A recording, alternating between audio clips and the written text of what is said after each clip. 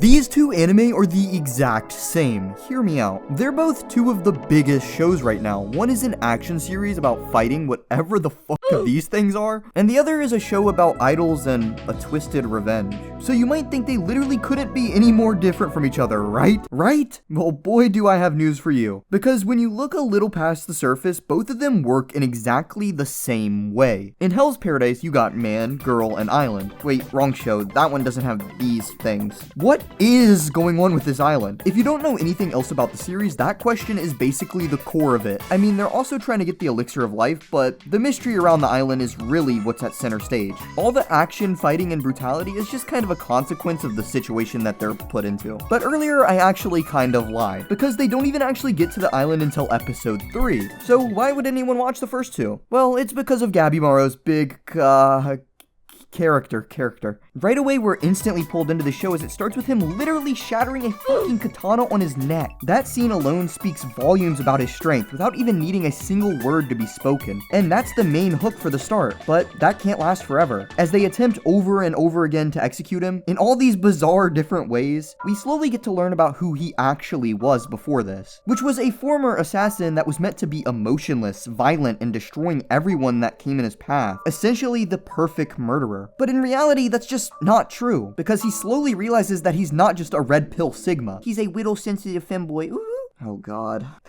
When he met his wife, everything changed. He learned to feel for the first time. And despite what a certain bald man might tell you, that's actually a good thing. He became compassionate and wanted to put his past life behind him, but he wasn't allowed to. And that is why we want. We're able to see different parts of any of us inside of this murderer. We shouldn't be connecting to a killer, but here we are. While most of his themes tie heavily with masculinity, women aren't excluded from this feeling either. What I haven't mentioned yet is the lady that made Gabimaru realize he embraced estrogen. Sagiri is the final executioner meant to take on Gabimaru. If anyone was going to be able to finish the job, it would be her. But while she's taking notes prior to the execution, we get to see her struggles. Despite her rank as one of the best executioners in Japan, men are constantly looking down on her, acting like she needs to be protected. She's from an extremely high-ranking executioner family, with her father essentially being the best there ever was. So from birth, it was impossible for her to live up to any of those expectations. And yet somehow she does. The only issue is she's a woman. Instead of mentors telling her good job, they say that's pretty decent for a woman. And despite her being able to kill the strongest guy in the entire series, those little comments build on her and essentially take root as self-doubt in her. And the first way we see that is how she has sloppier slices. That's a struggle someone like her father would never have faced. And for many women out there, it's relatable, which is another way we connect to her. But for some reason, this is surprisingly rare in manga. But those connections are essentially why we watch the first 2 episodes, even though we haven't got to the giant mystery that is the hook of the series. But you might be wondering, how in the world does that relate to an idol anime? Well, one second, because this anime is a whole other beast. The first episode alone is an hour and a half, so I won't be able to exactly cover everything here, but I'll try my best. It starts off with Garo, the doctor to a terminally ill patient named Serena. Her story is one of tragedy as she's unable to truly live out her dream due to her condition. She's forced to be bedridden and watch her favorite idols perform on TV, doing what she wishes she could, wanting to be that glowing, honest idol until her very last breath. And in that grief, Garu kind of takes solace in that idol that she loved, becoming a fan of her as well. But big problem, on the other side of Japan, that idol is in a huge predicament. She's pregnant, and that's a huge deal in a business where one wrong step could be the end of you. So she goes to a remote hospital out in the country, and oh my god, she's at the hospital with the doctor. Over the course of this stay, we slowly see her true nature. She's not that honest, almost non-human character that she pretends to be. She's an extremely grounded person just like all of us. That's an obvious conclusion, but seeing her open up little by little is almost moving. Her entire life here is built upon lies. Her giving that one sign of the real her could evaporate her entire career if it were to leak. Yet, despite that, the one thing she really craves is a real connection. So she's honest even though she knows there's risk in it. And despite how well crafted both of those characters are, the issue is it's not that relatable for most people. But that's what our first mystery is here to solve. I would say that this is the equivalent of the island in Hell's Paradise, but we're not quite there yet. This one is a smaller one that'll grow to much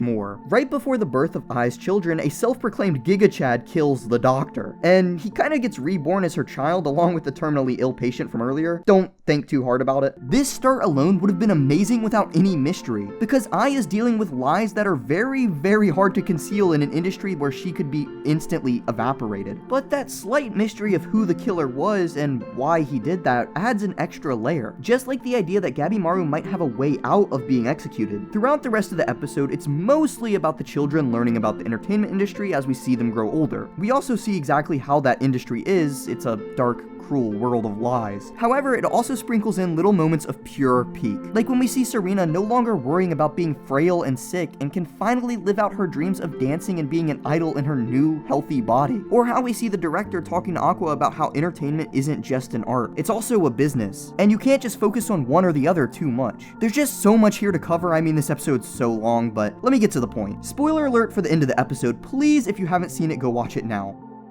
Ai is killed in front of both of her children, setting Aqua on a path of revenge against her father. That is the island. That is the giant mystery. The only reason both of these mysteries work is because of the establishing of the characters beforehand. Like, yeah, the island's pretty sick, but if all the characters are just saying, wow, I can't wait to get the elixir of life and be free for no reason at all, that interest really wouldn't last long. The only reason Aqua's revenge plot feels so emotional and visceral is because of Ai's fantasy life mixed with her extremely real struggles. In both of these series, every single character has something that you can personally pick from and see inside yourself. Finding Aqua's father and the elixir of life are both just a giant factor to force these characters to learn more about themselves, to grow and change. In Hell's Paradise, it's a four-armed fishman, and in Oshi no Ko, it's the director that lives with his mom. Maybe this story is a little bit too real, and you may think that's in every story and that is a super obvious conclusion, but it's really not. A great example is The Promised Neverland, which had one of the coolest mysteries in recent memory, but the characters were only interesting because of that scenario, whereas Oshi no Ko and Hell's Paradise has independently interesting characters that accentuate the situation they're in. But at the end of the day, both of these stories are just comprised on the basis of building up a character and then forcing them into a huge mystery to force more development out of them, and I love it. If you guys like this video, check out this one, and I'll see you guys next week.